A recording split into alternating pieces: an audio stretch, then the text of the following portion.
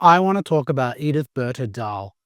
She lost $16,582 between 2005 and 2018, and I can't work out who she is. I try to reconnect people with the unclaimed money of their ancestors. So her name is Edith Dahl. Her money is listed on the ASIC Unclaimed Money website. There's a couple of different unclaimed money amounts, but it adds up to $16,582.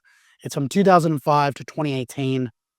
She's also lost another $1,115 on the New South Wales Unclaimed Money website. If you want to look any of these up, you type in New South Wales Unclaimed Money, or you type in ASIC Unclaimed Money, and then you can look up money for yourselves or your family or people you love or people you hate. You can look up people you hate and don't tell them. Edith is really hard to find. I tried a lot of different things. All I really have is her death, which is in 2001. What was annoying initially when I was searching for Edith Dahl, who passed away in Warrawonga in 2001, is that there is another Edith Dahl who is amazing. She's like really very cool. And I'll talk about her in a second. And this happens a lot in genealogy, she just kind of melds with the first one. And then you're constantly sort of like, I always think of it as like a cobweb, like you've walked through a cobweb and you're like just trying to pick it off your face. So what I do know is that she's passed away in 2001. Her obituary is in the Illawarra Mercury, and I can't see that I can sort of see from the Illawarra Mercury by looking her up on the Ryerson obituary index. So using that, I can see that she actually has applied for a Social Security number, probably applied for Social Security benefits in the United States. I mean, she passed away in Australia, but she did this in the United States. So I can see that she got a green card, like late 80s to early 90s. She was born in 1921. So she was probably like 70 when she was applying for a green card, circa late 60s. That makes me think that she was probably applying for a green card because she has children in the United States somewhere, in Maryland maybe, which is where she applied for it. But I can't find them. I can't find any trace of them. It has her maiden name, Vitkus or Witkus, but I can't find any trace of that either. And it has her parents' names, which are Maroon Simutis and Fritz Witkus. And it says that she was born in Russia.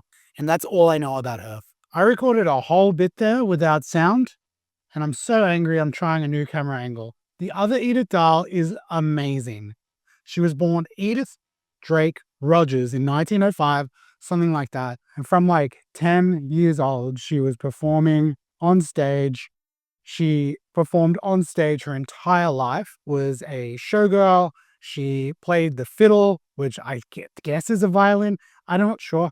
I think she had like a very droll sort of stage demeanor. So she would just tell these like jokes that were like insulting and funny.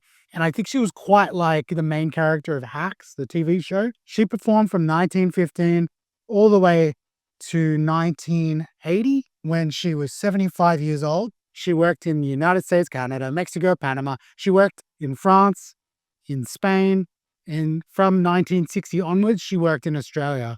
She was on our television programs.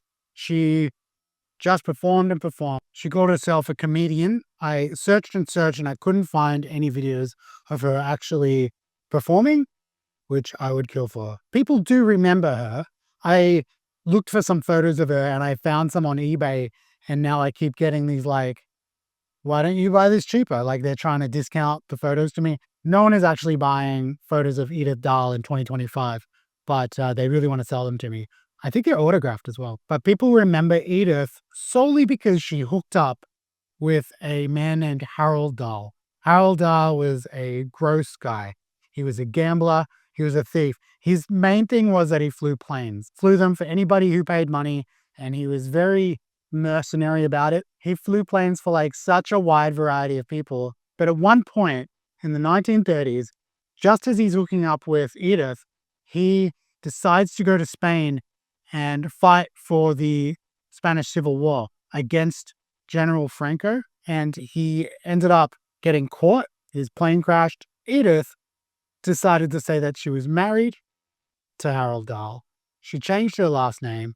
She sent a photo of herself to the General Franco of Spain saying, I hear you like blondes. General Franco decided to not execute Harold Dahl because of the letter that Edith sent. It was made into a movie. It was a whole thing. It was a very big thing at the time. They were never actually married. She ended up wearing his last name for the rest of her life because of this. What annoyed me when I was looking for Edith is that everybody who's made a family tree for Harold Dahl on Ancestry, on Family Search, on any sort of genealogy website, they've completely ignored Edith. They don't know where she's come from. They don't know where she's gone. And I don't think it's nice, especially for the descendants of Harold Dahl, because they were all born after Edith's dalliance with Harold. All of Harold's descendants kind of needed Edith to actually exist. She saved his life. It just feels like if you're going to make a family tree, you'd probably want to include her, but they didn't. So what I did was I made a family tree. It just has Edith, her parents, her second husband. It has Harold. He was never technically her husband. Also, I don't like him. So he's there, but I'm not going to fill him in. I don't care for you, Harold.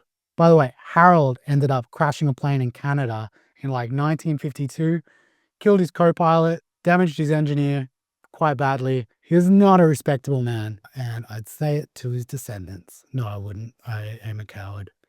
But I did like message all his descendants that I could see and say, I've made a tree just for Edith if you want to copy everything out of her tree and put it in yours.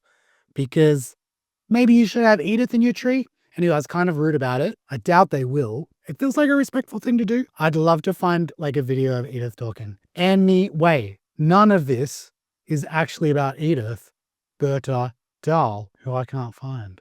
So the other thing for Edith Berta Dahl, the one who passed away in 2001, who lost $17,000, is that the person who was looking after her accounts was V.F. Stanizo. You can see it here. Stanizo, if you look him up, has a very litigious, very interesting history, particularly two cases. The big thing is that she lost her money in 2001 when she passed away. The Australian Securities Commission is like, 7 years, and then you really should be aware that you can't find this person. You don't know where they are, and you should tell us about this money. So there shouldn't be any more unclaimed money appearing after, like, say, 2010. But there is as of 2018. So I don't know what that means, but there's $17,000 missing here. I don't know why that money's missing, but this is $17,000 that should be going back to Edith Berta Dahl's family. And if I could find them, I would tell them, but I can't find them. And that is my story of two Edith Dahls. One who is a complete mystery to me, and the other one who is who called herself the wackiest dame in show business and who passed away in 1985 in Sydney, but was still performing in 1980 on the Chinese cruise ship Minghua, and there's even reviews of her in magazines. Very cool. And that's $17,000 that I can't find anyone to reconnect to it. If you enjoy unclaimed money, you should follow me.